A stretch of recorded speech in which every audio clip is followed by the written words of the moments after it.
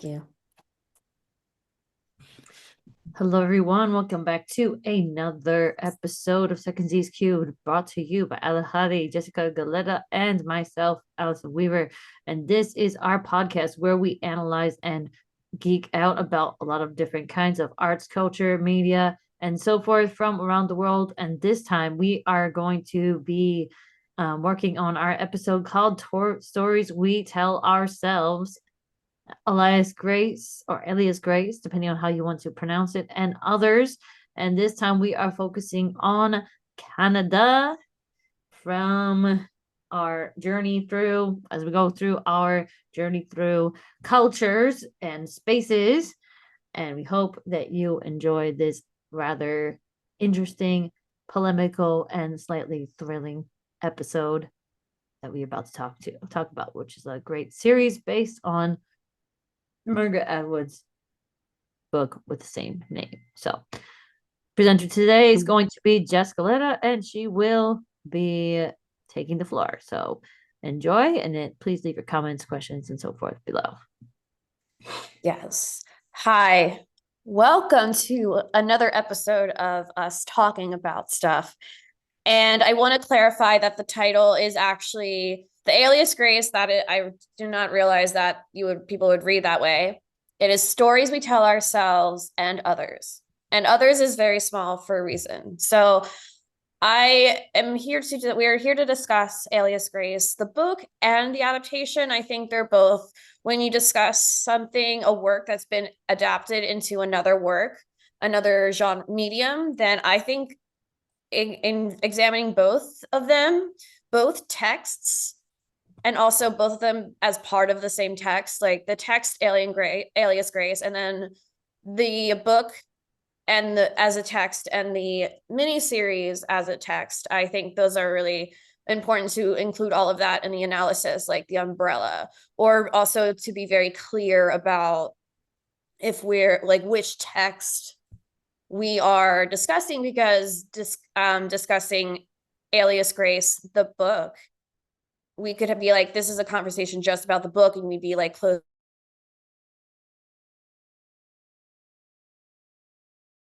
of just addressing the book. Whereas if we were, and then we clarify, we're doing an analysis on the miniseries, the Netflix show, again, focusing on the show itself, which could delve into the acting choices, the directorial choices, the lighting, the visuals and stuff, like the way you would analyze a film, like film as a text. So I think those very important to include when something has in different mediums, like all its different iterations, to consider its iterations and what story it's telling in what iteration versus what story gets told in the adaptation.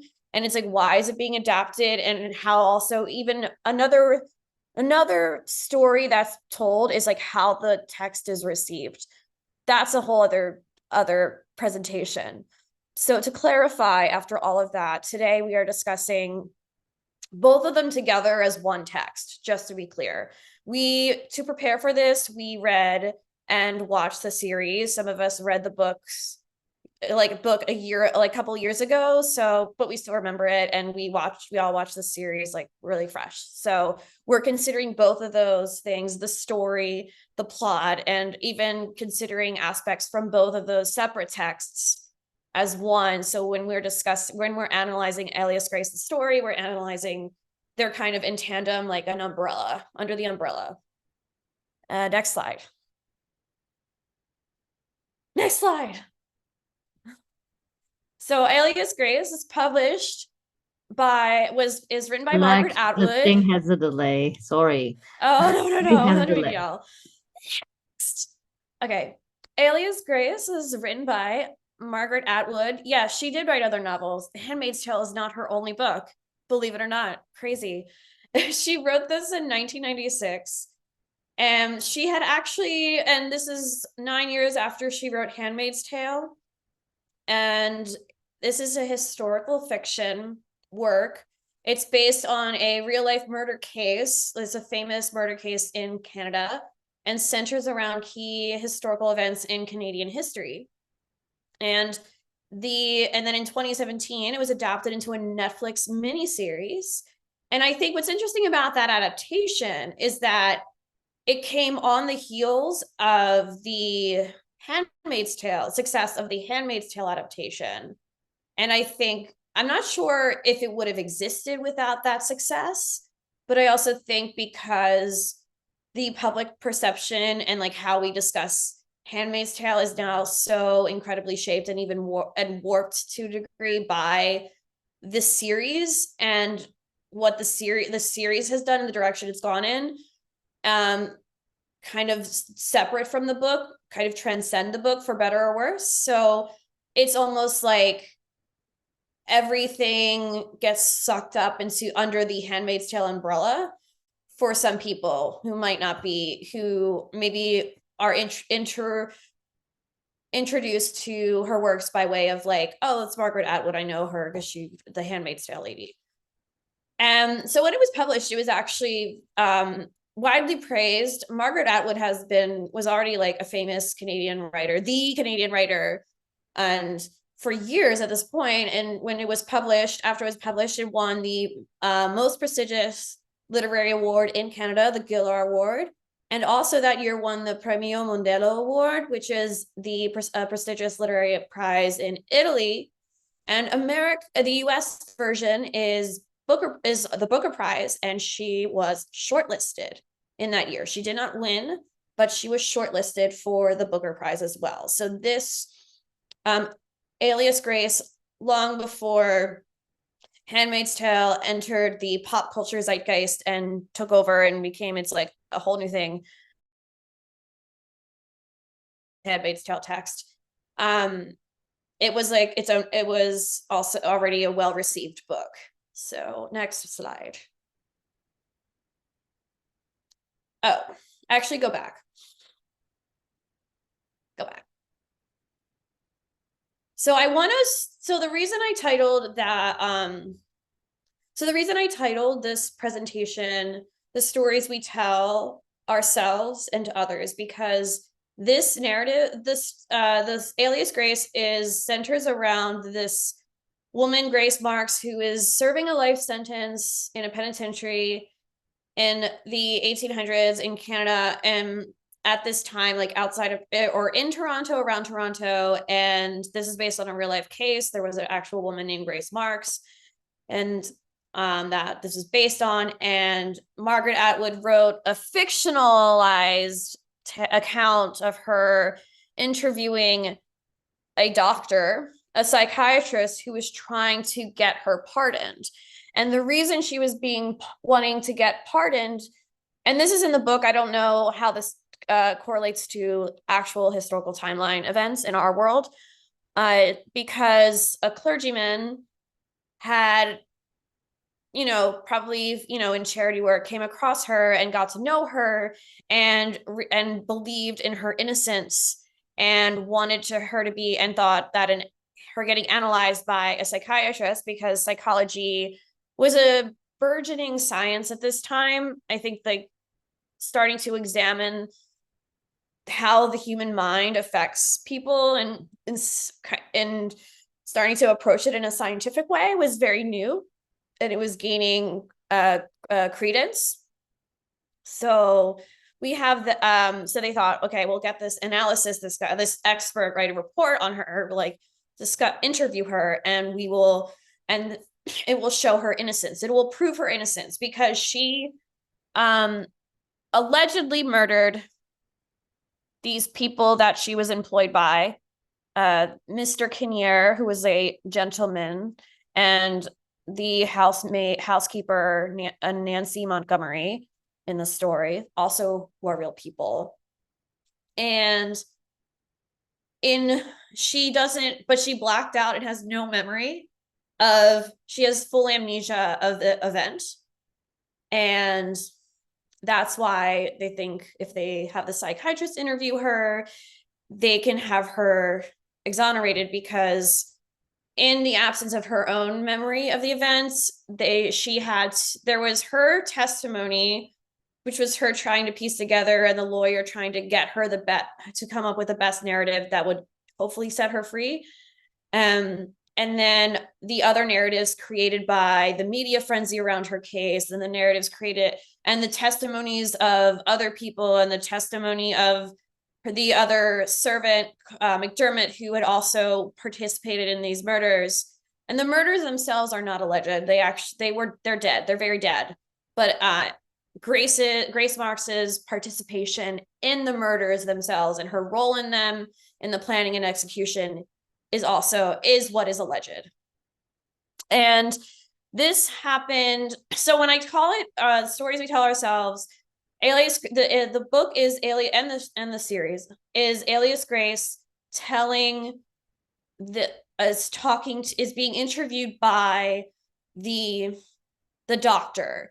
And in the miniseries, we have the story she's directly telling the doctor, that like as they're speaking together. And then we have her actual voiceover narration, which is also parallel to the story, but also adding other subtext to the story for the audience that the doctor doesn't know about. So there's elements of dramatic irony in that.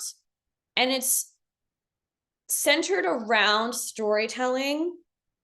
And in one of her key relationships with her only friend, Mary Whitney, who told her a lot of stories. So she was I learned a lot through Mary, through her stories. And she's a housemaid, so she's a servant of the servant class, and it's not said explicitly, but I would deduce that she is illiterate, but she's very skilled in other things, like obviously with quilting and sewing, and that's how she communicates and expresses herself creatively, is through these quilt patterns, which we'll get on later. And also that's probably how she takes in information in the absence of reading like consuming books herself. Because we never, in the miniseries at least, or even in the book, we never see her directly read something. It's stuff being read to her or read about her. And so it's like really also shows that power imbalance that she's facing. And the way we tell stories there's not just for entertainment, it's also ways to share information. It's a way to teach young children. I think especially when we're young, we absorb so much through story. And that's why I love historical fiction. I think I've learned so much about, and especially when I was young, I think a bulk of my history education besides school was historical fiction. And then, of course it's fiction, so you have to, you fact check and you see what's like real life and how accurate they got it. So there's the telling of the story. Who's telling the story? Can we trust them? We talk about, there's the unreliable narrators. Like, are they lying? And it's not about just lying for good or bad faith. It's like, why would they lie? Like, what are they concealing? Are they telling the truth? Like, can you prove it? Or like, why do you choose to accept or believe that this person's version is the truth? And that's all. And when you're reading the story or watching the miniseries, you're faced with that, because you're like, do you believe her?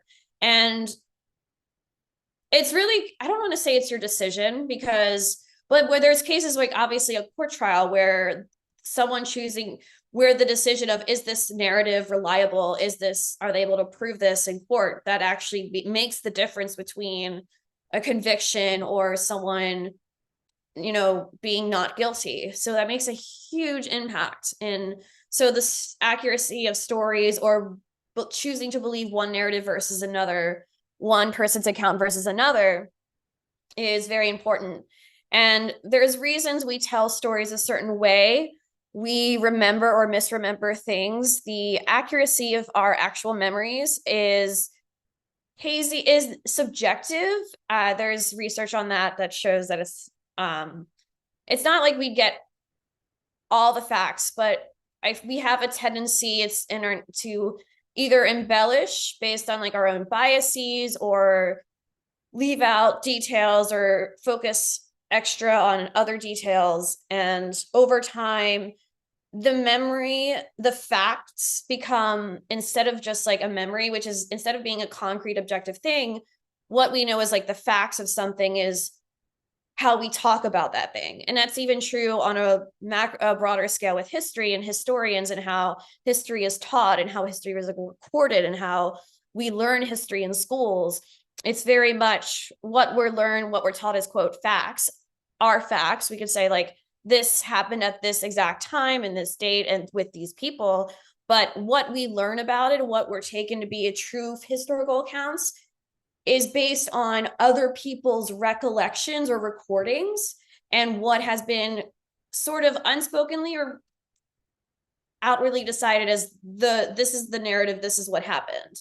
And that itself is kind of subjective, because not saying that it's wrong and you should say, oh, well, you can't trust anything. I don't want to get into that. That's like anti-intellectual. I'm saying that the way we think about in history is where it's comes from memories and what people leave behind and how it gets talked about. But when you're like and right now we're going through a lot of events in the world, so like there's the way we talk about those events right now will be very different from how they're talked about 50 years from now, because there will be 50 years time and analysis and things like that, and the things that get left behind and the people and the narratives that get the most attention.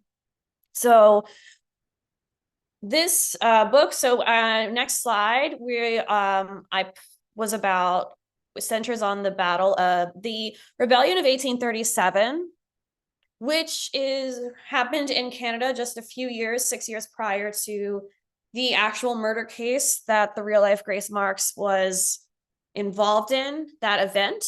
And and this was an uprising of lower class, there was an uprising against like the upper classes, the upper echelons in Canada. It was the closest they had to a revolution, and it did lead to, they had two separate governments, and it led to like a unification and a strengthening of the consolidation of their governing body. And Upper Canada and Lower Canada became one Canada. And it's interesting, and we go into the narrative of how stories are told and the way, like how we decide things are, like in history.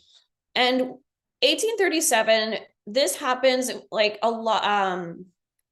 It was short, around the same time. So the fact that it's called the Rebellion of 1837, when there's other similar uprisings happening all over the world, if you think of the French Revolution, the Haitian Revolution, and then next slide, that other revolution. And you think, well, why would it be called rebellion versus a revolution? Because when you call something a revolution, that really like makes it serious and like a big changing thing, and it establishes it at a certain level. Whereas a rebellion is just like a scourge, it's like an uprising. It suggests that it wasn't successful, or it just was a small thing. And you could say, well, it called that event the Rebellion of 1837 just a rebellion because it's just like a small militias banding together to fight against bigger powers. But that's what the American Revolution was, and we call it a revolution. So what makes one a rebellion and the other a revolution? And I think there's some degree of American exceptionalism here about why that is, and that's interesting to me. And that's a theory, but I'm curious of if you had thoughts about that. That's something to think about. Next slide. So a big part of the storytelling, Grace Marks, while she's being interviewed and telling her story, she makes quilts. It's how she passes her time. That's also what she does for the people that she works for. She mentions that women, before to be prepared for marriage, they have to have 3 quilts. And she learned that from her friend Mary Whitney. And it's, for someone of her status, their responsibility, either like a lower born woman would make their own quilts and have that ready for marriage to bring into the marriage. But she's also making these marriage quilts for the lady of the house. So it's interesting how like there's still that preparation, but it's like the upper class has that like done for them.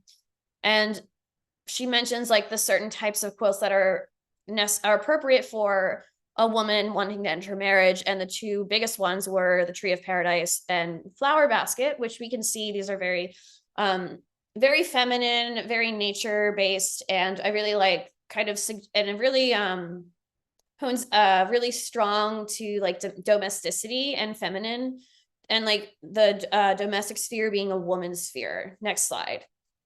And I really like, and it's really important, and this is great because the miniseries kept this almost verbatim, where Grace describes the like quilting as like a way of communication.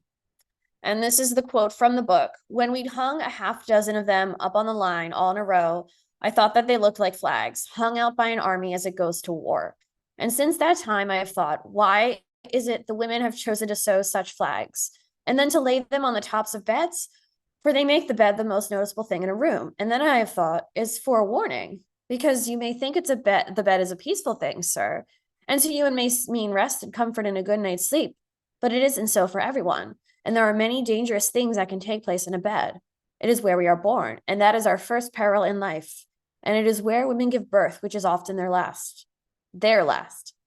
And it is where the act takes place between men and women that I will not mention to you, sir, but I suppose you know what it is. And some call it love, and other despair, or else merely an indignity which they must suffer through. And finally, beds are what we sleep in, and where we dream, and often where we die. That's from chapter 6. And in the book, all these 12 parts are named after different quilt patterns.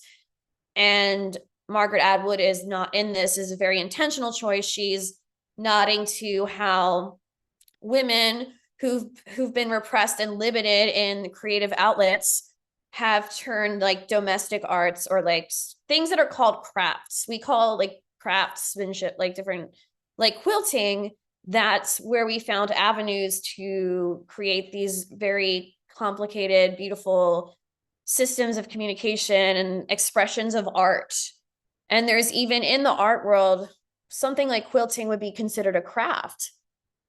And even calling something a craft versus an art form like painting. And we see those as two different things, because we call one art, the painting an art, we call a painting art, and we call a quilt a craft. And it's almost like one has a little more weight than the other. And it's in the fact that a lot of these creative works that have been done historically primarily by women, like knitting, like quilting, are called crafts. So it's sort of, it's putting things in like a smaller box because it's a woman because women do it. Next slide. So thinking about how we talk about things and how we tell stories, and also how I read the book, and these are questions that I had. Did she actually do it?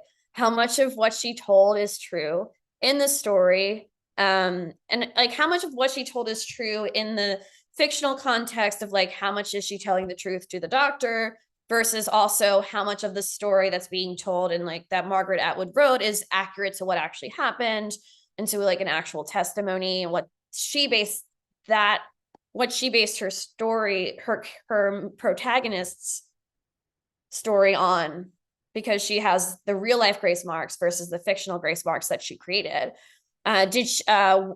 Is she lying? Is she embellishing? Those are two very different things, because lying, but like what's her motive for lying? Obviously, she wants to be pardoned and not be put to death. But also, if she could be telling the truth, but like what she's embellishing. When someone embellishes, it's that often itself tells its own story. It's like, why are you embellishing this one thing, and you're telling, like, why are you hiding something, like like you're not mentioning something, you're kind of lying by omission or embellishing things, and what you choose to omit or embellish itself tells its own story. And I think also within these stories, it's never said exactly what. It's the reader is left to question. It's left ambiguous. And there have been discussions around this book as a portrayal of Grace having dissociative identity disorder, what we now call dissociative identity disorder. And the book never says it outright, but it's implied that her being possessed by the ghost of her friend Mary Whitney might just be like a split, it might be an alter. And or was she possessed by the ghost of Mary Whitney? Was it supernatural? Is that what actually happened? Or did she just like murder her and needed to make up a story to get exonerated? Next slide. So it's like these questions and like how you read it and how the story the reader tells in their mind when they're reading the book is also a new thing. It's like a different kind of story, and two people might have two completely different versions of the story in their minds and asking some of those same questions that were in the previous slide, but have completely different answers. And so, on that note, I'm actually going to give the floor over to my two colleagues, Aayla and Allison, whom I asked to offer their own analysis of the story as well, and like pick a particular angle as a framework for their analysis. And I'm excited to see what they have to share. Thanks, Jess, for the very detailed analysis, and I think uh, we're definitely going to have fun with this discussion. So I don't know, Ayla, did you want to go first? Because I can go first if you're good, or if you had something really pressing, feel free.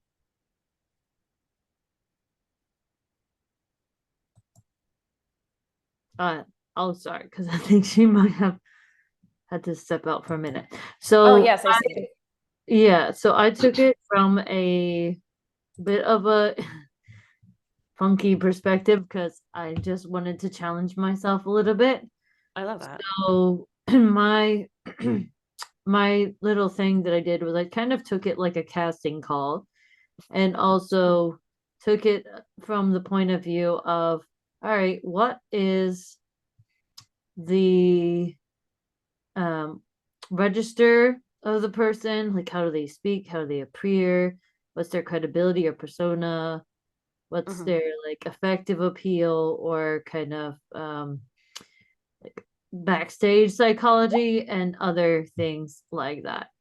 So that's kind of what I kind of took it from more of a like all the world's a stage point of view.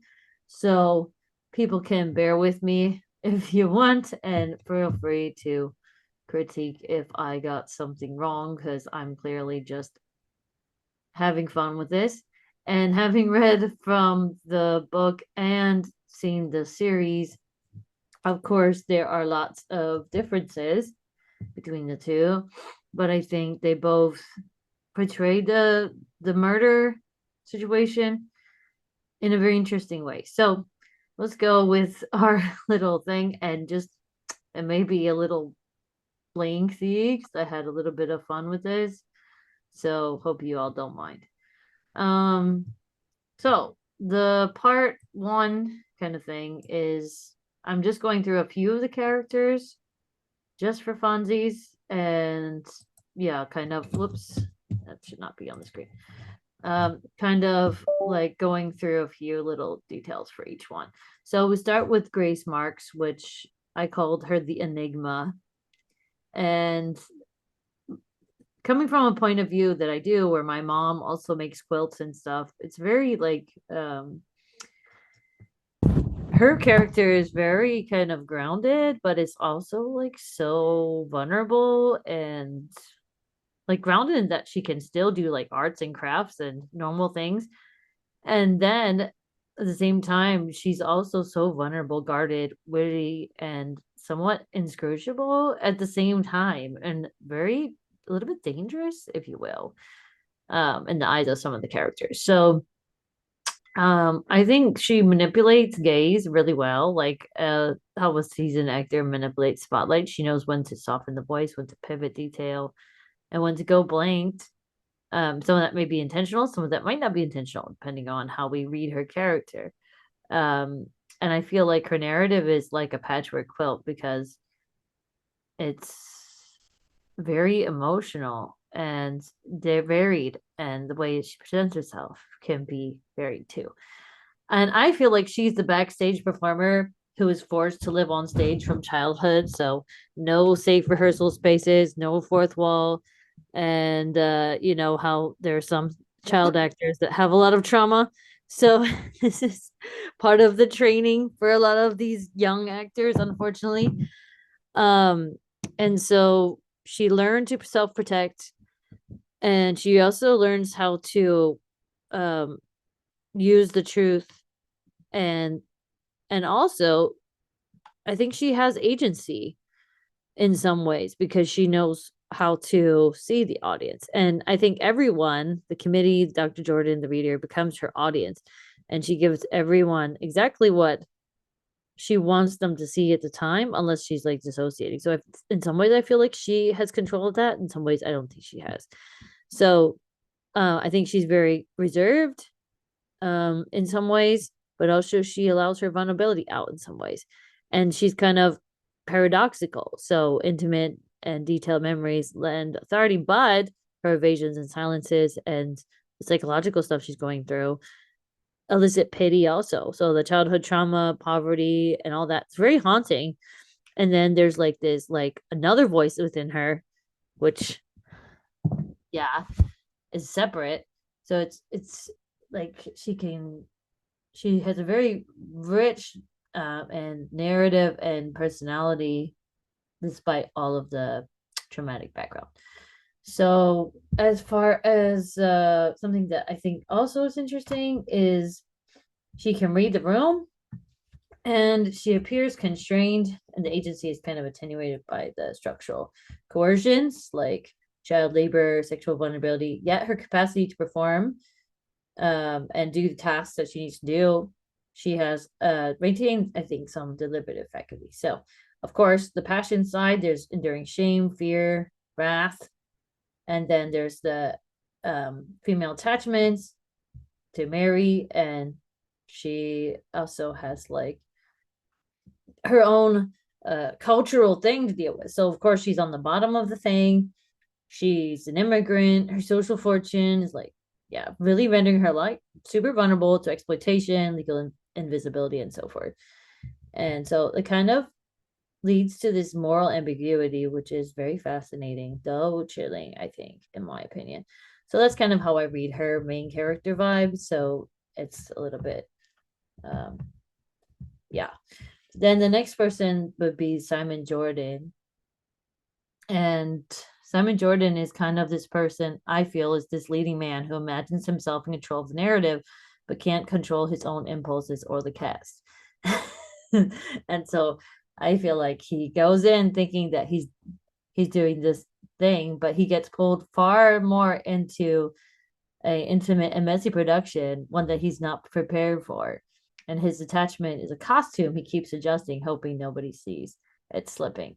And I feel like he's fascinated by his own interpretive power, wants to discover Grace as if she were like a script that he can decode. But his direction is compromised by desire, vanity, and fundamental misreading of his actress because she plays a role he can't fully read. And yeah, I think he plays to the imagined audience of his future reputation. The investors were the private asylum, but he loses the crowd. And his lines become kind of in slow focus. His blocking is uncertain, and his emotional beats are uncontrolled. So eventually, it feels like the production kind of ejects him somewhat. So he has this professional veneer, but he's really self-interested and morally frail. And then as far as his emotional life, I feel like it's very unstable. There's attraction to vanity, wounded pride, guilt, so forth. And then he presents a psychomedical argumentation, diagnostic characters, categories, theories of hysteria, blah, blah, blah. But the reasoning is selective and often rationalizes his personal involvement. And then I think he has theoretical apparatus, but poor prudence. So he fails to integrate moral consequence into his practical choices, like leaving town, joining the army, trying to avoid accountability. Deficient fortitude, so to speak, and curiosity kind of becoming eroticized, professional ambition mixing with paternalism and other feelings. So it's kind of like he's a mediator in some way, but also he's high privilege and he's showing how discourse power can kind of control another story or try to control another story. So I think he's both the interpreter and co-author of this narrative in some ways. Yeah. And like his failure to publish a decisive report also highlights this unreliability of his scientific judgment.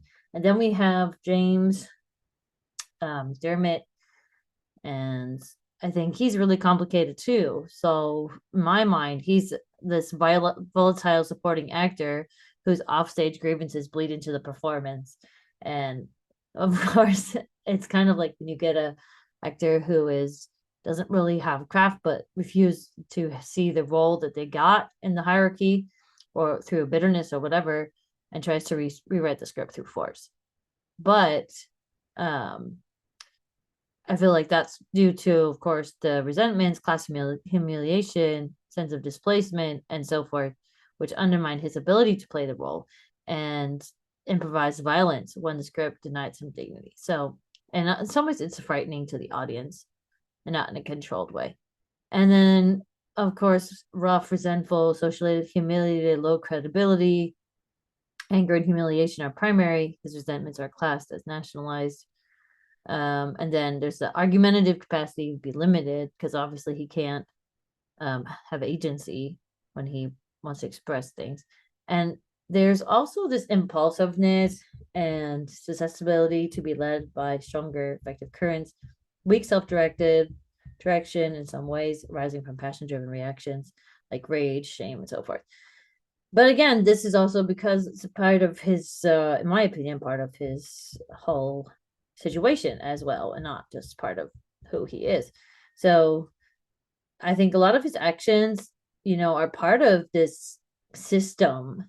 And like you said, the history, like there's a lot of things going on in society, and I feel like he's angry about the situation of his employer and that house, whatever, I think she was the housemaid. And so yeah, there's like this individual blame, but it can't just be seen as individual blame. There's a lot more like societal factors there. And so the character of him is very complicated. And then we have this Mary Whitney character who I feel like is the living absence or ideological foil kind of person, charismatic best friend, warm voice of the working class, part of the mentor who changed the backstage life into like a rehearsal studio. She gives her all like the unwritten rules of performance in the domestic theater, how to act, how to project, how to stay vulnerable. And she kind of seems to be the character who brings genuine humor and improvisational spark. And her death removes the one co-performer who could have been an anchor for Grace. Now, Grace is on stage alone and vulnerable. So when she returns as a quote unquote ghost, the effect mirrors the revival of a beloved character whose presence kind of destabilizes plot and reveals hidden subtext. So theatrical and psychologically plausible in terms of this world. What else do I want to say about her? I feel like she's kind of like the pragmatic counsel. And she also exemplifies the female labor point of view at that time, practical, prudent, and domestic economy. Okay, deliberate, and she's kind of uplifting in some ways. And again, not culpable, of course, but she's kind of like the moral counterpoint in some ways. And then we have the two people who were murdered, like Kinner and Thomas Kinner and Nancy Montgomery. And of course, Kinner is the wealthy, complacent producer, so to speak, who wants a show to run on without ever intending the rehearsals. And Nancy could see her as like the stage manager, who also romantically entangled with the producer, which is a classic source of backstage tension.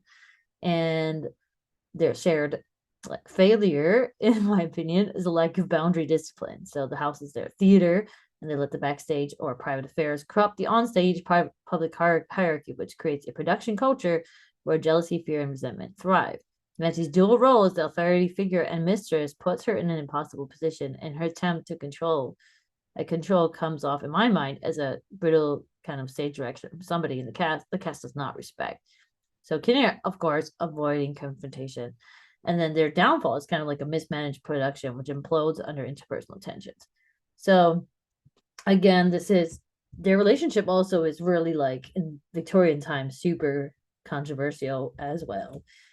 if we're looking at Methodists, as we are going to argue about Methodists or talk about them soon. And this kind of like his like Kinnear's thing, he's not willing to like create a harmonious environment, and I think their positions really show how class and gender intersect. The Kinnear's privilege kind of shields him from full accountability, but Nancy's precariousness intensifies her own danger. So that's interesting. And then we have the Jeremiah character, And I think, or quote unquote, Dr. DePont, I think he's kind of like the illusionist or guest star, somebody who can turn a courtroom or salon into a theater. That's how I felt about him. And he kind of recognizes this Victorian appetite for spectacle and leverages it, like through the hypnosis thing. I feel like he's kind of like a multifaceted kind of person, like meddler, peddler, magician, hypnotist. And the community kind of is like an audience hungry for revelation. And Grace is kind of becoming the stage. And I feel like in some ways he does understand the power of performance and knows that in an age fascinated by mesmerism and spiritualism, especially Methodist, a convincing performance is evident. And so I feel like he steals the show during the trance scene because he only understands that the entire inquiry is theater, quote unquote, dressed in science in some ways. So I'm taking that part of his personality. Of course, there's a lot more to him, but I thought it was interesting how he uses spectacle to provoke effect, like fear, wonder, and so forth. And let's see, clever and opportunistic also. And I think he could be implicated in some ways for manufacturing confession or yeah, whatever. And then we have the last group of characters, in my opinion, would be the committee. So we have they're kind of publicly respectable, moral centered, high institutional credibility. Could be considered the audience. They have a lot of moral panic at this time, desire for social order, because of course it came through that rebellion time. There's kind of like this pathos, which is mobilized to assert the strata boundaries, in my opinion. And it kind of appeals to established categories like hysteria, criminality, and yeah, they have a lot of class interests and desire for stability, but they really want to contain and discipline any deviance, of course, to keep the social order. There's a lot of fear and zeal for moral policing. And so the power holders, kind of with means, they try to shape the discourse. So, yeah, it is. Yeah, it is a very interesting audience to play to. And let's see, as far as the finalizing this whole rant and rave, I think I did look at the legal case as well. And of course, McDermott was influenced, I think, by these relationships in the social class and what was going on at the time. And of course, that's the result. But I think what's interesting is that we can't establish that Grace instigated the murder or that she assisted in killing Nancy or that she participated willingly in any part of the killing. And there seems to be plausible, like psychological or manipulation or threat. And I think since it's so ambiguous, I just kind of wanted to leave audience with this, which is how the scene's visible action is rarely the true engine. And I feel like sometimes performers adopt personas when cornered, just like in real life. And I feel like audiences in courtrooms are also as susceptible to dramatic framing as audiences in theaters.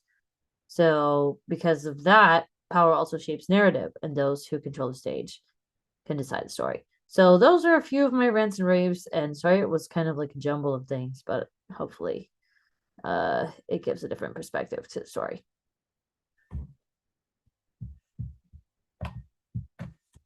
That was great. I loved how you framed this whole mini series in the lens of a production. That was real interesting. I really liked it too. I thought that was really great because we're all very theatrical ladies, and also for me that influences how I analyze literature and how I watch film and TV from, like, I would say an insider perspective, kind of. Yeah. Or For even me, if it's that's kind of only like all the asking. world's a stage. So I always Right, look like, at what I don't see. yeah, like RuPaul said, we're born naked, the rest is drag. Mm. Like if Yeah. you think, yeah, because drag is a So performance many of, words. Yeah. yes, of gender, but like, and like even the idea of like one's gender and like how we perform that, or our identities and how we are consciously performing or sharing our identity or not consciously, like how other people receive us and like how that shapes who we are too, our Yeah. social personas, or the rising sign if you're into zodiac. Right. Yeah. And you know, I actually think that we put on different parts of our personality for different people. And so Hmm. that's where I think, and that's totally normal too, because you don't want to be vulnerable in a certain way with different people. And I think in her case, with this whole psychology stuff going on inside of her, which I think was legitimately trauma based ish, you know, I really think she did have some major psychological stuff going on due to her childhood Hmm. trauma, right? But Yeah. even so, I think she even had agency though to be able to play the audience too. So like Yep. she did a very good job of playing the audience. And then it doesn't help that all these guys had sex addictions or whatever else was going on with them. So of course she felt in danger. So what is she gonna do? Like try to And I protect. Yeah. wonder how much of it is sex addiction versus just when it's like almost being spoiled and coddled your whole life. And we see in the mini series how the son of her employer with Mary that got Mary Whitney pregnant, like how he was, the reason that even happened is because he like came home from college because he was sick, which, you know, we get sick all the time, like have the flu, but his mother treated him like a baby. And then, but she knew that he was bad. And like she knew he was doing some Yeah. nefarious things, but she didn't stop him for doing it or hold him accountable. She just noted it. Yeah. And he didn't even like show any Yeah, remorse that over too. his. That too. That too. But He's like I like, think "Oh, there's darn, I'm also sorry your friend died. Let me come in your room tonight." Like, open the Blech. door. Oh my Yeah. God. God. Blech. And but it's like, so when there's like there's and when there's over policing of one sex, one gender of the female of women of the female gender of Hmm. women, and complete like lack of accountability and just free for all on of men and like masculinity. There's not, that's dangerous because there's nothing there like what we call masculine. They're not masculine, they're children Right. They mentally. treat people like a dog. Even And Kinnear, who is supposedly liberal, it's like the way he uses women, and it's like, yeah, so it's like how much of it is sex addiction and how much is like, if you can get away with something, like would you do yeah, it? that's true. I think it Yeah. might be some of both. And It just of kind course of the weird. society was jacked up It's too. Yeah, and it's like it's like you're told that all of the world is your buffet, and like the main course is literally half of the population. It's like what? Yeah. Yeah. Hmm. Um, Yeah.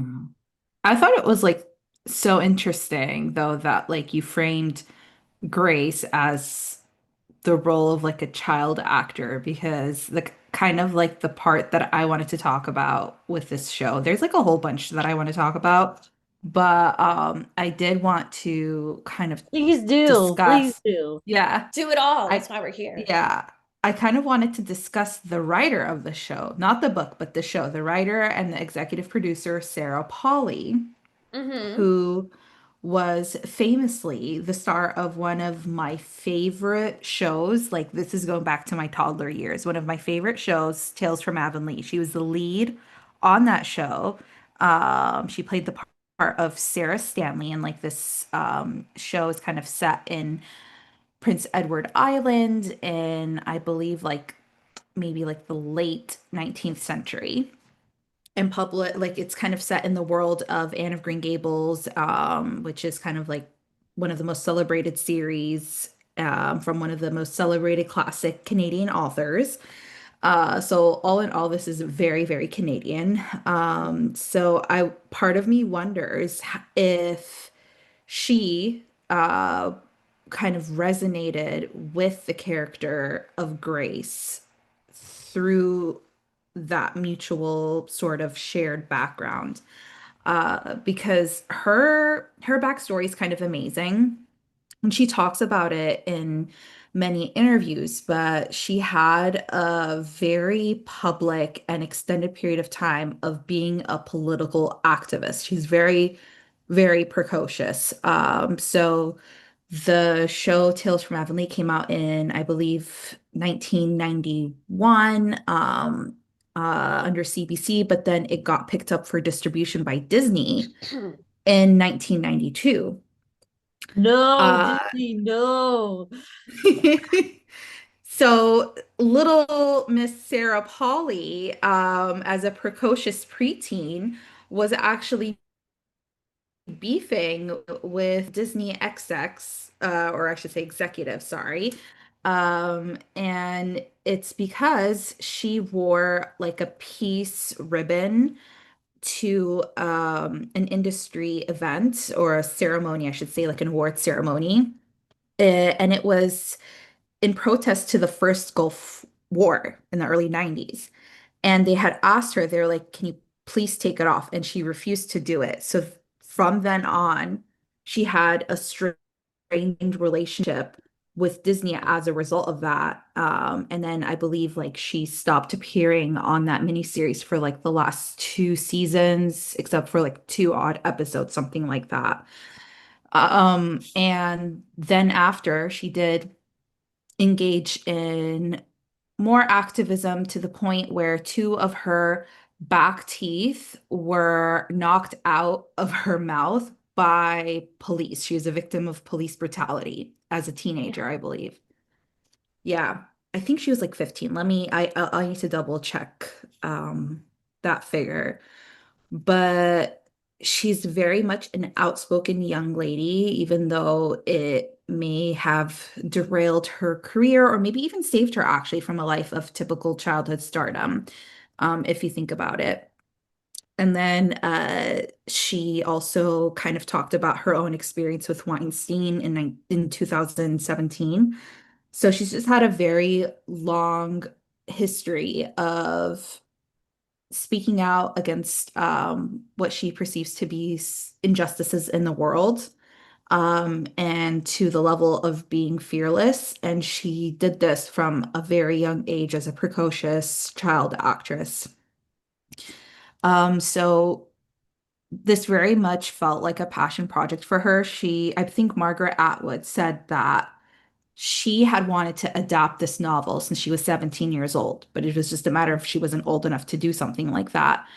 And then I forget the name of the director of Handmaid's Tale, but he was 19 when he had that dream of wanting to eventually do an adaptation of The Handmaid's Tale. So it's just interesting that her works resonated with young people so deeply, to the point where they were finally able to carry out that dream decades later as like fully actualized adults. So it was kind of like an interesting um, connection that I had noticed, especially like when Allison did her little thing with relating the dynamics of the series to a production. And yeah, Sarah They're Polly Polly. she's an incredible person. I would suggest for you guys to, well, I should say the audience, I would suggest for the audience to look into her.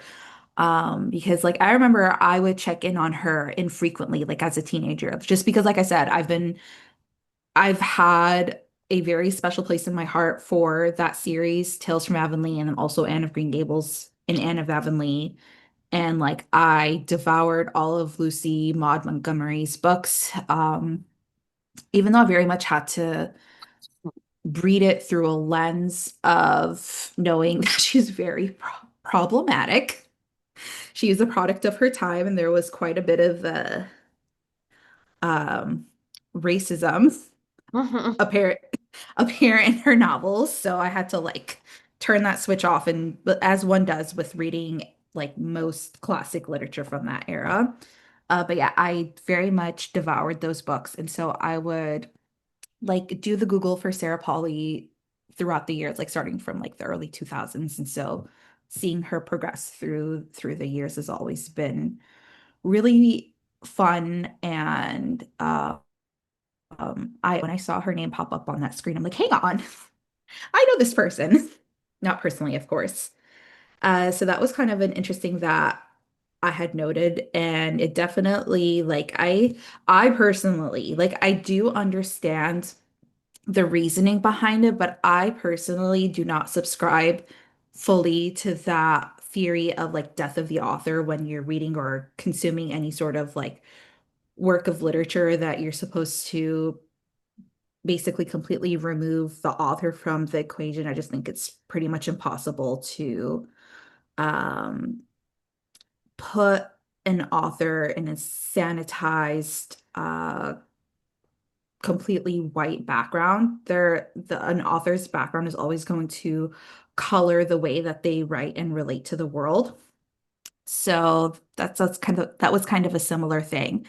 And then another thing that caught my attention, and I believe that Margaret Atwood did touch on it a bit, as did the miniseries. And it very much was about the racism that the Irish faced in Canada and also the United States within that time period, and also how it relates to the identity of whiteness and how it has progressed and morphed throughout the last 2 centuries, because very much the Irish were not considered white in the 19th century. And even though Yeah, when because we're that wasn't dealing, even a thing. Like they didn't call people yeah, white, whatever. Everyone was just talking about you're from this culture, you're from that one. I think more yeah. long Well, down that's nowadays. yeah, that's because race is a social construct, basically. Yeah, yeah. I Yeah. just wanted to Yes. say that because I feel very strongly about this topic. Yeah. Well, yeah, and Uh, then there's also a book, How the Irish Became White. That's like a mhm. nonfiction book that I is on my reading list. I haven't read it yet. Yeah.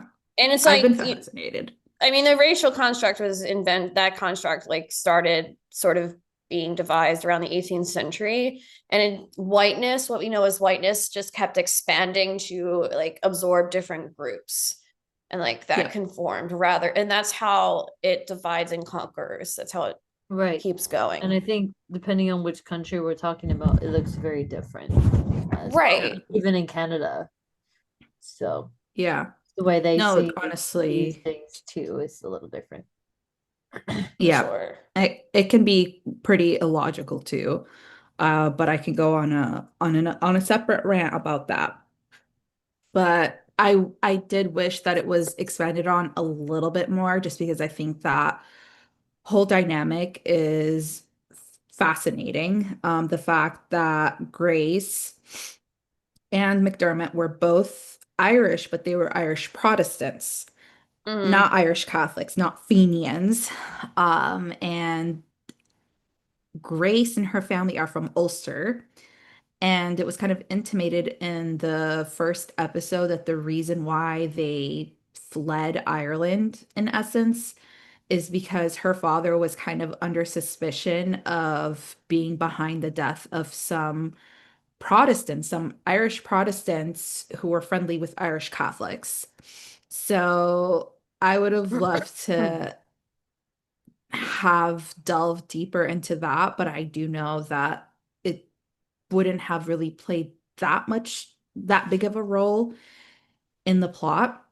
But I do think that it was a dynamic. And Atwood also talks about it. There was like a fantastic interview that was done with Atwood and Sarah Polley during like the media blitz leading up to the release of this mini series.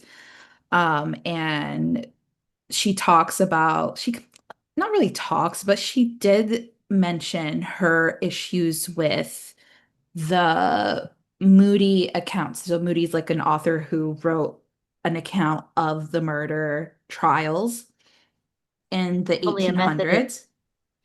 1800s. Was she a Methodist?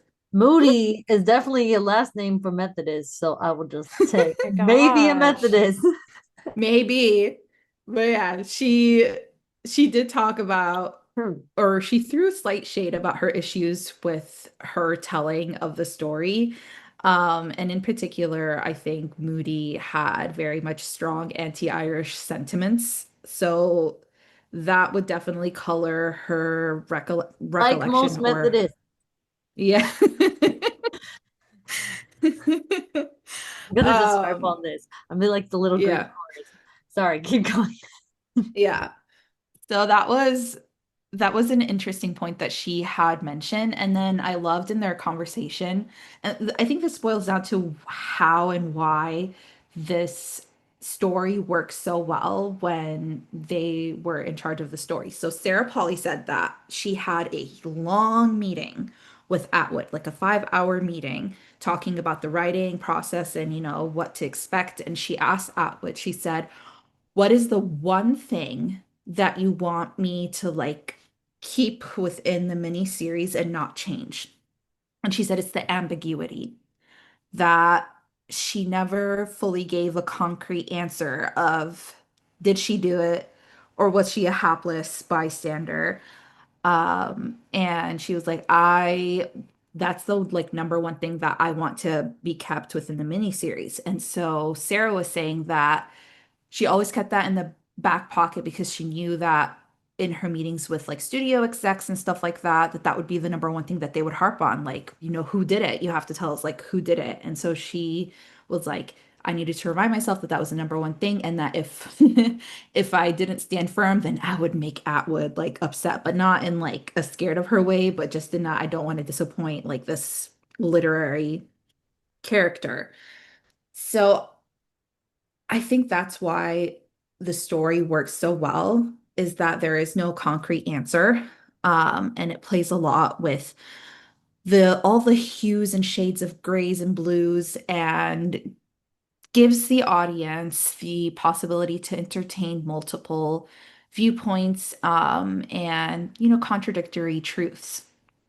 Except for, I have to say that I disagreed with the doctor's statement on the hypnosis and how he felt like women would use hypnosis as a way to just let loose their innermost thoughts without feelings of shame type of situation. Um, Oh no. Oh yeah. no. Women sharing thoughts. What? I know. I disagreed with that in sense of what was happening in the show with Grace and like her alter ego or the spirit of her friend who was inhabiting her body. Just because in the context of the whole story, he's here to help get her freedom, to get her out of prison. So why would she use that opportunity to make herself seem so disgustingly like psychopathic, that just in the pursuit of wanting to unleash her true inner thoughts? Like, we've seen how she's calculated throughout the show. She wouldn't really abandon that for this one moment in front of the very people who have been fighting for her innocence. She wouldn't do that in front of that huge audience just because she's like, oh, I'm just going to unleash my innermost darkest thoughts on purpose, right? And that's kind of what he was intimating. So that was like the one thing that I disagreed with him. Of course, he's a man. Well, he's a Victorian man. I should Right. A Victorian man. And it's like the fact that it's, and there's a part also that I thought struck me where when Grace was still working with the former employer before she went to the Kinnear property, Mhm. and the cook was like, I respect my friend, but like, no shade to my friend. However, there's some stuff, but you're too young. I'm not going to say it out loud. It's not my place. And Yeah. this like 15-year-old girl's like, that would have helped me. Like, I don't like literally, she was like, it's like a puzzle, like, which was a very nice Victorian way of saying I had no idea what the fuck she was talking about. And because it was, and it's like the way that like the reason accountability like was evaded so often is just because people weren't saying things out loud, and the crime becomes the saying of the thing out loud very much Mhm. in that this kind of cultural, in this mindset. um and that is a personal tangent for me, but it's, I feel validated when I see it elsewhere. And not to make it personal, but to further just part of the analysis, it's like the mother noticed her son sort of giving Mary attention, but didn't say anything about it. And then when he behaved deplorably and Mary literally died, she said, we're not going to say anything about it. Though she might have been horrified, but also maybe like just boy moms are crazy. No, just kidding. And hey. No, it's like an internet thing, like the stereotype about boy moms and like emotional incest. Yeah, and add to it Victorian boy moms. Oy Yes. And then the cook not saying anything because it's like it just, there's so many people just all around not saying anything. And I also wonder if, because of the story, like there probably was things that were much worse happening that weren't being discussed. And 100%. Also in this, and like also that wouldn't be like, I think Grace, considering her age and vulnerability and just like how off it kind of was, the whole situation, because the townspeople, it wasn't just like Victorian moral sensibility. It was like, these people what they're doing is messed up. So there must have been some things going down, and she must have been in like actual danger, like beyond what we know. And which, and she blacked out, which people do during traumatic events, sometimes when something's happening and they're traumatized, or like, is it DID, or is it just her blacking out when like something traumatic is happening? Because there is the possibility where like, it made me think like, what if she did murder, but it was in self-defense? It was like kill or be killed kind of thing. And that's kind of, I think, how her whole story, like her life was, it seemed like her life was like in danger there, because it wasn't just like obviously sexual, like she was in danger, with being like the sexual abuse, of course, and vulnerable to that, but it's like even her beyond that, like her literal life.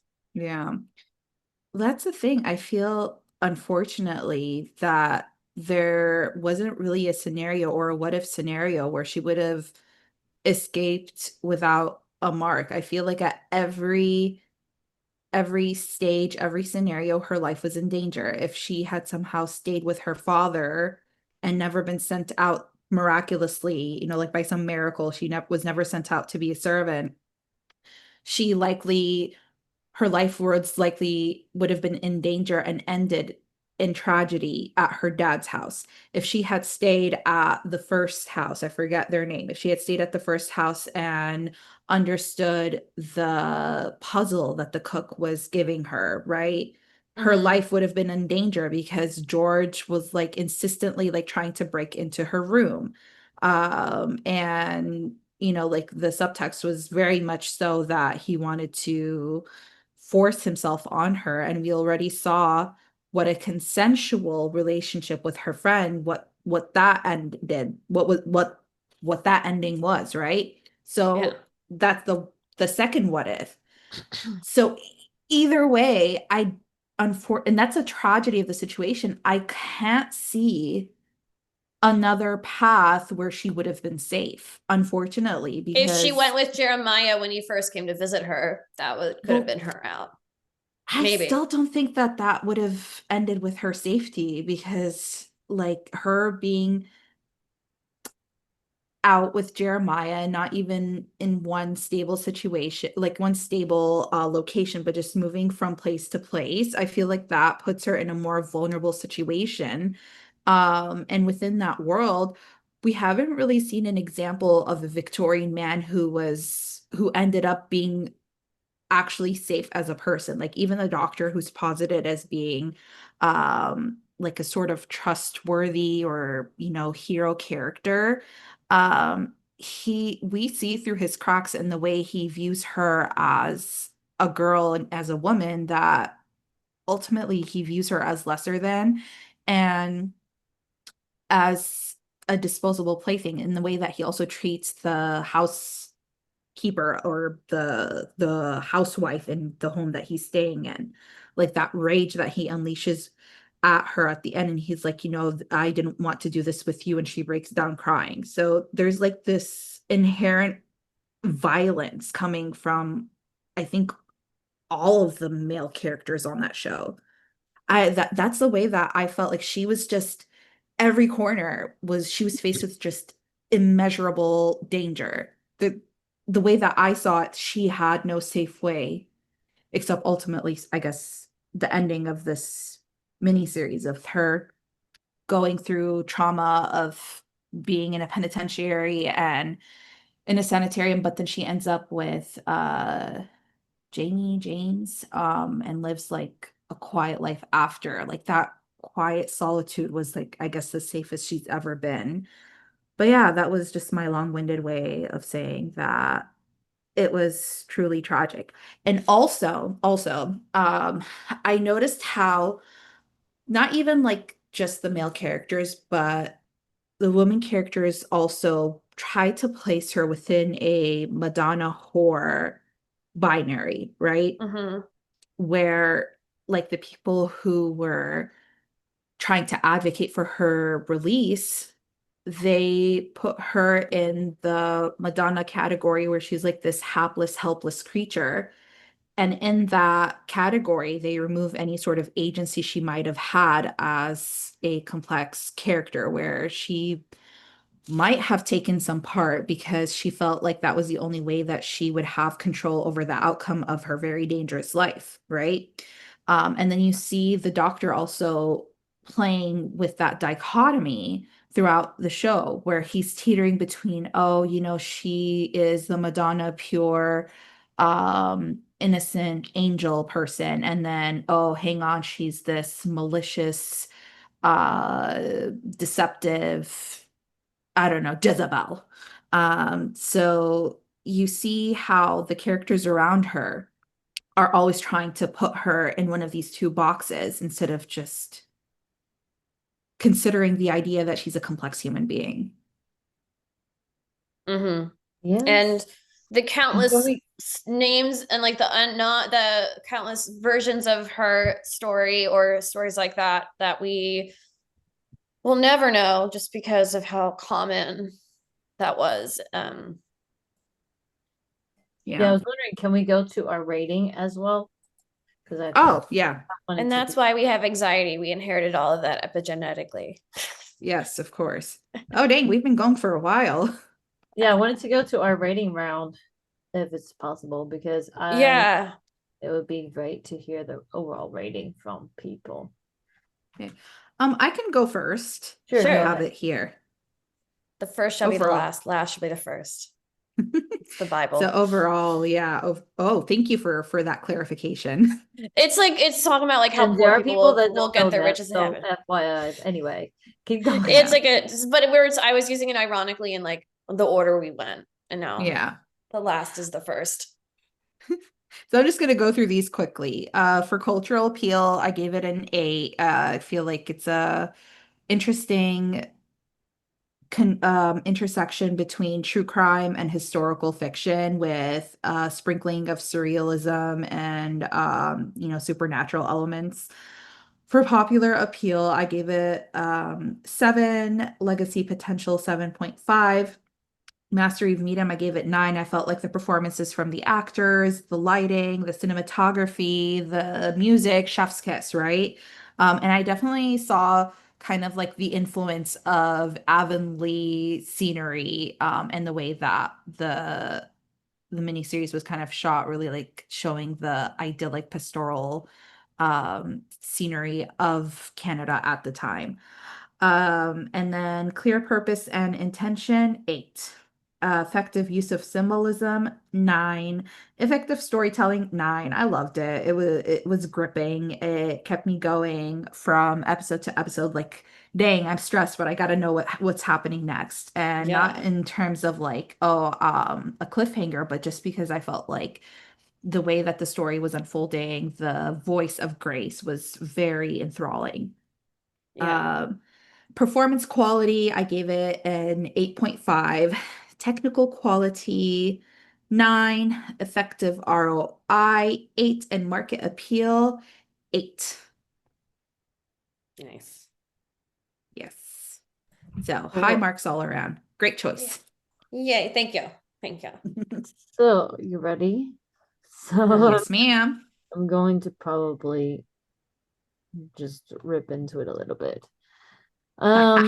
So, it's not so low, but it's not so high. So I feel like the strength is that the story, of course, confronts a lot of social injustice, oppression, inequality, memory, identity, psychology. Very, very relevant and very potent cultural themes. But one thing that I think I'm always thinking about, how can it be adaptable to other genres?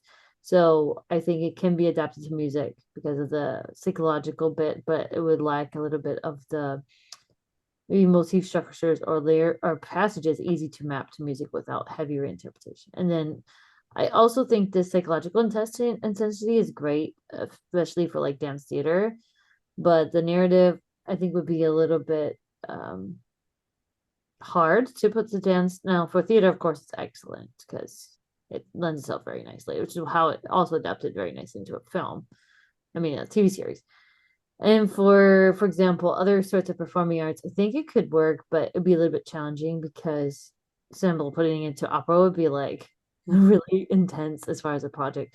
But I think overall, for cultural appeal, I would say it could get an 8 for me. Now, the popular appeal, I think it definitely involves a solid fan club among literate and socially engaged types of audiences. But sometimes I feel like it would be a little bit ambiguous and discomforting to certain audiences, or limited in terms of like, the pace you have. It's a thriller pace, but it's not like one that would be like, oh wow, kind of like, it's not like action-packed adventures, you know what I mean, which some people tend to eat up. So as for that, I would say yeah, it's definitely strong, but it's still a little bit niche, so I would give it a 7. And then as far as legacy potential, I think it's likely to remain respected in terms of socially conscious historical narrative, especially because of the psychological complexity of it. But I think it doesn't have like some of the different field things, like for example, if you read Cicero, it has like a bazillion different layers, which is why it's still on the canon. So I think it could definitely like transcend, but like it's a little bit less than maybe one of those like superstar works. But I think we'll definitely be reading it in 100 years. So I think it'd be like a 7, or watching it in 100 years. So it'd be like a 7. I think it's still relevant. Master of Medium, I think it'll have an 8. I think the technique with the voices, shifting focus, the mixture of like official document or inner narrative and internal monologues, third person constraint, I think it's very competent and elegant. Yet sometimes the structure feels a little bit overworked to me. So it kind of the fragmentation kind of can risk a little bit of confusion, but I think that's the point. And I felt it's sometimes a little bit repetitive, but I think it's very technically strong. But I would not say like, oh, I'm gonna give this the same level as like Terrence Malick, or like as something like Succession as far as a series. And then as far as Master of Medium, I think. Oh, sorry, I said that already. Clear purpose and intention, I think I'm going to give an 8. The intention to examine memory, guilt, and gender and power abuse is very clear and sustained, but the novel doesn't always offer a decisive moral judgment. So sometimes that can maybe frustrate an audience, but I would still give it an 8. Effective use of symbolism, it would definitely have an 8. Love the symbols, quilt, sewing, memory, domestic labor, fragmented narrative. Very, very poignant. And I like this quilt metaphor, especially because my mom and my grandmother and my great grandmother and my sister, like that's kind of something that got passed down. And of course, I know how to sew as well, but I'm not like a quilt person, unlike my members of my family. And I think I like how it supports the themes, and sometimes it's a little bit too explicit as far as like, oh, here's the symbol, guys. Like I could have been a little bit more subtle. As far as the effective storytelling arc, I like it. As far as the way that it developed the story, I mean, I'm not a fan of this kind of story personally, but I think it is compelling, and the reader is, or the viewer, depending on which one you do, is definitely drawn into this whole world. Very interesting, in a very interesting way. So I think I'll give that one an 8. The performance quality, I think, is a 7. It's definitely true to the book. I think they shot it very nicely visually, and that goes into technical quality too, which is neat. But I didn't always like. I feel like Grace's character acted really well, but some of them I felt like they just kind of like cookie cuttered certain people's characters. They didn't like develop some supporting roles as well, in my opinion. Yeah, So I was disappointed. Mm. But I agree.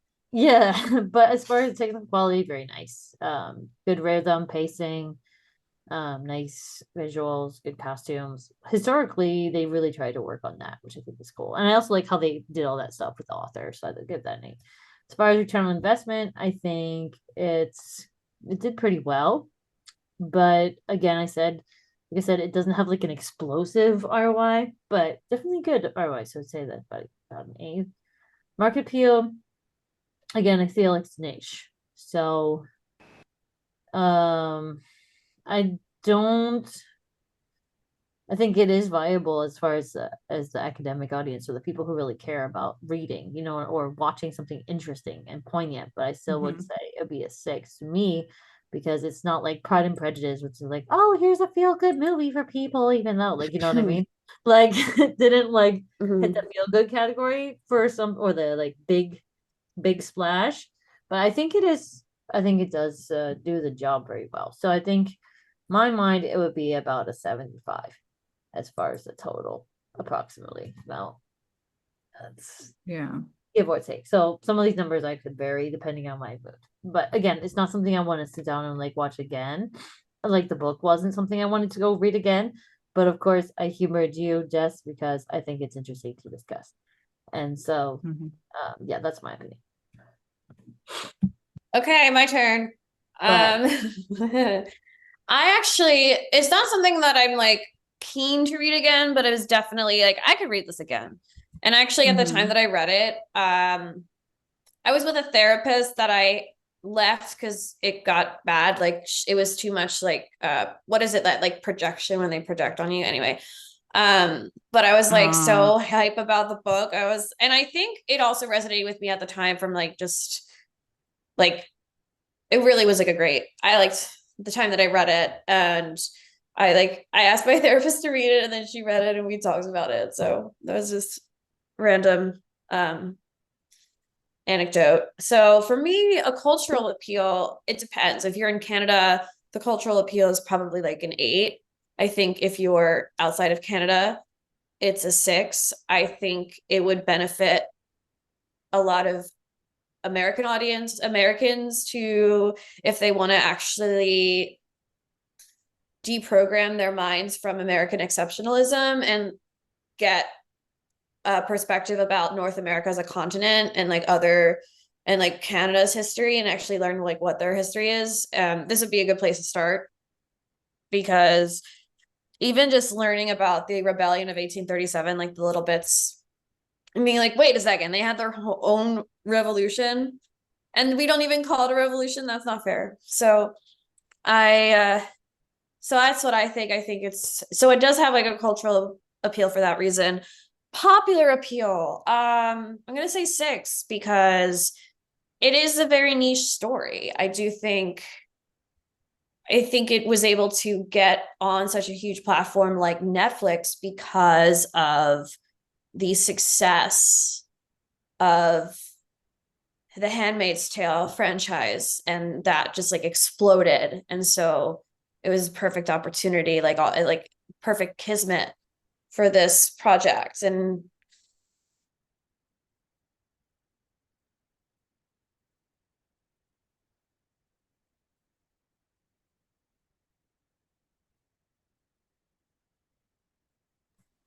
Wait, did I break up, or did you break up? Oh, I think it was Jess. I was Okay. like, wait, hang on. Yeah, I think maybe she cut out or something.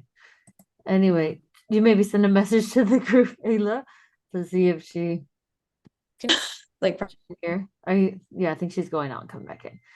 Yeah, I Oh, think I okay. agree with that too. Like that's a very good point. Like, all right, let's see. You back? Yeah, oh She's my God. back. My internet freaking sucks. I'm so sorry. I'm gonna have Don't to call worry, don't T-Mobile. worry. It's all good. Okay. So I gave cultural appeal for just anyone who's like, this is not like new. It's like a 4 and Mm-hmm. historical.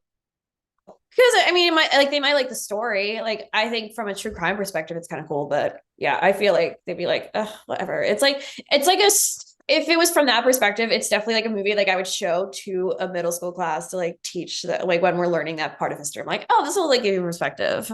It's like, oh, we watched this in middle school. Let me see. Clear purpose and intention. Yeah, I think the book and the movie separately had very clear intention. Well, I think the book had a clear intention separately, but I think the movie also it honed in on key themes of the book while keeping the spirit of the book. And I really liked because obviously you can't bring everything from the book to film format, but Mm-hmm. what it did include and what it was managed to how it shaped the adaptation really was very clear in the intention of the biggest the most important parts of the book were kept. So I do think that I'm going to give that a 9. Mm-hmm. And effective use of symbolism.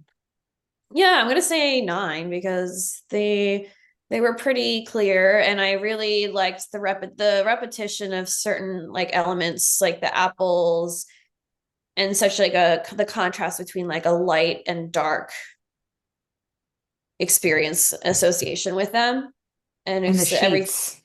the sheets and just everything just being so close to death on like the other end of it is like this, oh God, death looming everywhere. So 9 for that. I'm gonna be like, I'm not gonna give it 10. But effective storytelling or narrative arc. I think the book was much more complete. The miniseries TV-ified the story because there's a certain format for storytelling. From a TV perspective, definitely like a 9. In Mm. general, a 7 for the miniseries. I do think as a whole, like book and miniseries, it's centered around telling a story. So I'm gonna say like I'm gonna give that one a 10 because fine, I'm gonna give it a 10. And performance quality 10.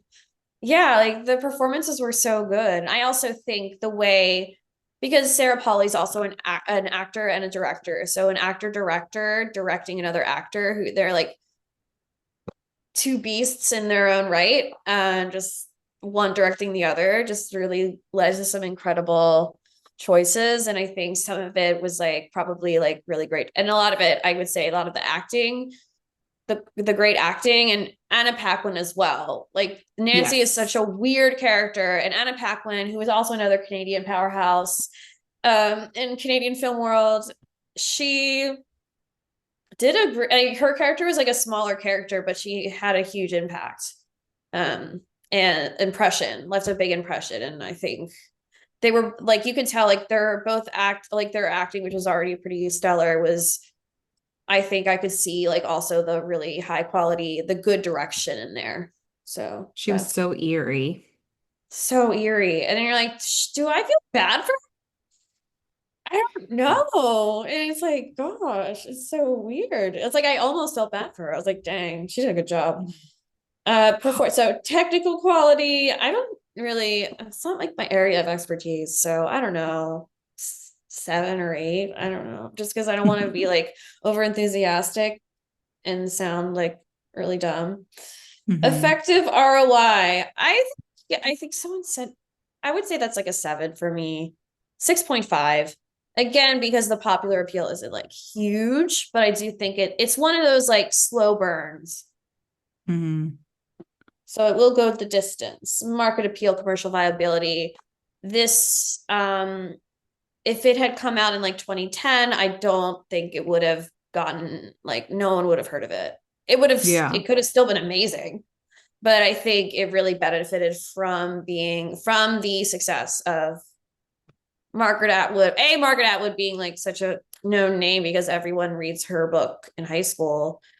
And also just The Handmaid's Tale becoming this like insanely popular series, which also has a lot to do with the time that they were The filming. political climate. What was happening? Just kismet. Well, Like, I don't know. yeah, I don't really know. It could be this one or one specific thing. You won't, pretty vague. Yeah.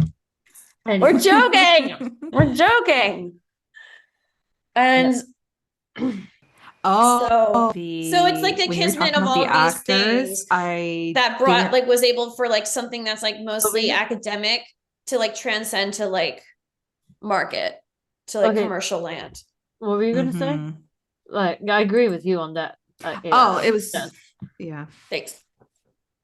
It was just a little tidbit, nothing of note, but her fan club, her groupies, I should say, one of the actors felt so familiar to me, but I wasn't like really clocking it. And then I realized it was the female character who was shushed by like during the hypnosis part.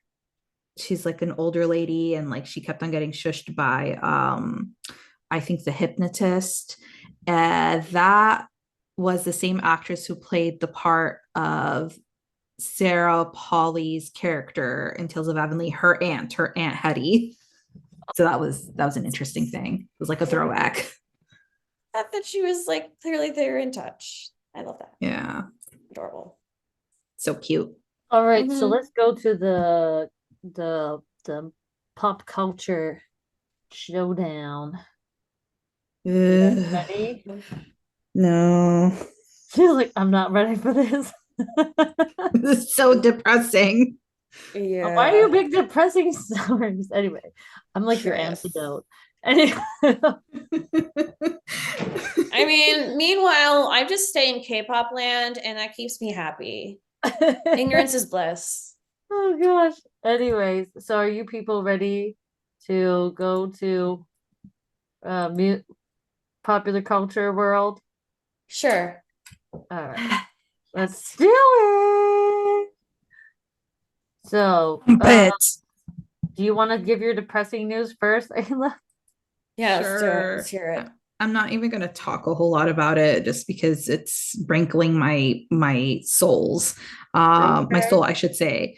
Just that a big deal has been announced that Netflix is going to acquire Warner Bros. Movies, and it's like an $82.7 billion deal. Of course, it's gonna, I think they're estimating that it might take 12 to 15 months to really hammer. Netflix? Of all the people, come on. Yes, Netflix might be owning Lord of the Rings movie rights. Oh, it's just a symptom of this late stage of capitalism that we're in. Anyways, yeah. So, but nicely enough, they've got about like $30+ million earmarked to keep some C-suite level execs on board. So, yay for culture. I'm sorry. Can you? I froze right before I could hear the T. Can you say it again? Oh, sure. Netflix, a deal has been announced today that Netflix is going to be acquiring Warner Bros. For $82.7 billion, but it's going to take like 12 to 15 months to hammer out all the details. But initially, among those details, they have allocated $30+ million to keep some C-suite level execs on board for that onboarding process. So, yay for culture, yay for monopolies. Can't wait for all the and as Catholics would say, Protestant countries. Anyway. No, seriously. I will never forgive Netflix for canceling the OA. The OA? Yeah, it's a great series that was supposed to be 5 seasons. And it was very popular. And they canceled it after season 2, and it had a huge cliffhanger, and the story never got to be ended. And you have to watch the series to understand why I'm so upset. I'm Googling it. She'll watch it later to be sure. Hey, Yes. so Jess, you want to share your story, your news? And then I'll share mine. Um, Mine is quite different, I think, from all I y'all. don't know if I have news. I didn't even like. I was so indifferent to the merger. I was like, "Is that good or bad? Are we supposed to be mad at this? I don't know. Who are we supposed to Well, be you mad at?" know, it's Hollywood, so anyway, I there's lots of literally, creativity. there's just so much craziness, like culturally and otherwise, where I'm like, okay, when I hear about something, sometimes I'm so numb. I'm like, so who am I supposed to be mad at?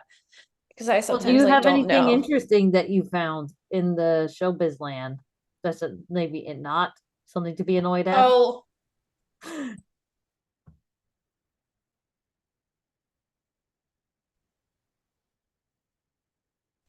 I want to see the new Wicked movie, but it's getting a lot of mixed reviews. Oh, and then there's like the rise of culture coming back to social things, especially in the US.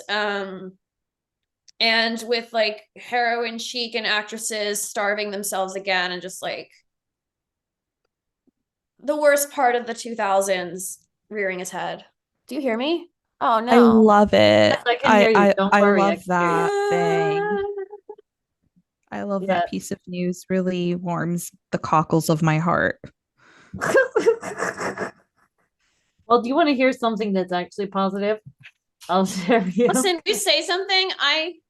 Oh no, I froze out and I was like, I'll share news. I think I'm So here. did you share yours You yet? I don't said even know no, no, what no. happened. Just you talked about like everyone is getting on to these like starving themselves and things. But do you have anything else that you wanted to share about the news besides that? There's a merger happening among the advertising world. Apparently, all ad companies can be lumped under like four or Corner. six companies. And so there's a merger happening. Yeah. Can you hear me still? Anyway, I missed everything. So we were just waiting for you, Jess, and we just wondered if now you I had can hear any other you. So news. merger happening. What's your thingy? I didn't share mine yet. So do you guys Oh, did you share guys mine? hear what I said? I wasn't sure. Yeah, we heard your thing. Yeah, I wasn't sure if you got.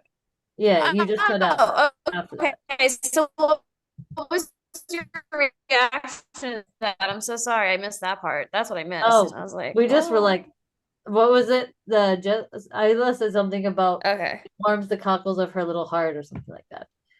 Oh God, you froze again. But we can still hear you. We can still hear you. Yeah, we can still hear you. Yeah. So if you can hear us. Anyway, it feels like those like seances. Of what? Can you hear me? Okay. Oh, like those yeah, old yeah. T-Mobile Do you hear commercials. me? Do you hear me now? I'm the ghost in the seance. I'm the That's ghost. right. You're the one. Oh God. So do you want to hear my news too? Or did you have more you wanted to add, Jess? Sure. Okay. I think no, that was the news. It's just like everyone was anorexic again. Yay. Everyone is anorexic again. Yay. Oh my God. Okay. Oh my God. Yeah, well, let me share this with you because this is actually something I thought was interesting. Because I don't like to just depress myself with the different news and entertainment business because they keep pumping it out like it's their job. Yeah. So I look for things that are more interesting in that genre to me because I can't bother depressing myself with dumb things. So, are you ready? Aye, aye, Captain. Okay. So, Yeah. SpongeBob. Anyway, so here we go. This is the list of best music books of 2025, according to this one columnist person from the Guardian. His name is Alexis Petridis. So here they are. We have Men of a Certain Age, My Encounters with Rock Royalty by Kate Mossman, which I'm very interested to read this because I'm pretty sure it's going to be wild. And this is because of course, rock people are wild, but she is talking about her encounters with a lot of different people, such as Roger Taylor, Rose Hornby, blah, blah, blah.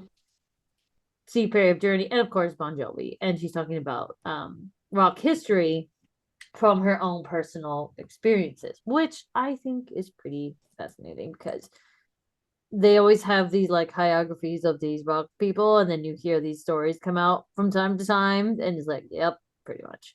The next one is by Jeff Pearlman, which, by the way, ladies and gentlemen, Pearlman is the old new money, so we have to always take these things with a grain of salt. But this is the Only God Can Judge Me, The Many Lives of Tupac Shakur. Very interesting, actually, though it's by a Pearlman, which I cannot. Anyway, because I haven't had personal experiences with Pearlmans. Anyway, the Tremolo Diaries by Justin Curry, and this is about Delamitre's frontman who was in a dark place when he got diagnosed with Parkinson's. Very interesting. And then we have Love and Fury, The Extraordinary Life, Death, and Legacy of Joe Meek. Of course, is a very interesting character. And we have Daryl W. Bullock is the author of this one, and the previous is by Justin Curry. And this is actually the Daryl Bullock died last year anyway, and his biography of the producer Joe Meek is pretty much, yeah, it's a whole thing. So if you like the LGBTQ history, Joe Meek is Daryl Bullock is one of the authorities on that in terms of the music industry. So very fascinating bunch of books to check out. And of course, I think The Guardian had some kind of deal with Spotify as well. But yeah, they're talking about that. So I think there's a lot of very interesting books that came out this time. Sorry, there are no ladies on this particular list, but I think they are, except for the first one, Kate Mossman. But I think it's a very fascinating fascinating list for this year. So I was very intrigued, and I want to read the first book, which is, oh, sorry, I forgot one. My bad. This is The Mood Machine, The Rise of Spotify and the Cost of the Perfect Playlist by Liz Pelly. So sorry, my bad. I forgot one. But that's the too late list. Yeah. So that's fascinating me, and I'm probably going to read the one Men of a Certain Age, because I do know some of those rock people, and I want to hear this person's experience. So those are my random items for today. I love it. Yeah. So there's that. And does anyone have any other news or things they want to share that we can share in this medium about entertainment or arts? No. All right, then I think that's good. And any other things you want to tell our audience before we move on, ladies and gentlemen? We are almost at the end. Check out Haley Williams' newer works. She's awesome. All right, there's the plug. And next time we are going to be journeying off to Brazil, and that'll be fun. So if you want to join us for that, I'm sure that you'll have a lot of fun, because I know I'm going to have a lot of fun. And yeah, thanks for joining us as before, because without you, we cannot enjoy ourselves as much, because we'll just be talking to each other. So although that's really fun, it's really fun to also publish out to you guys.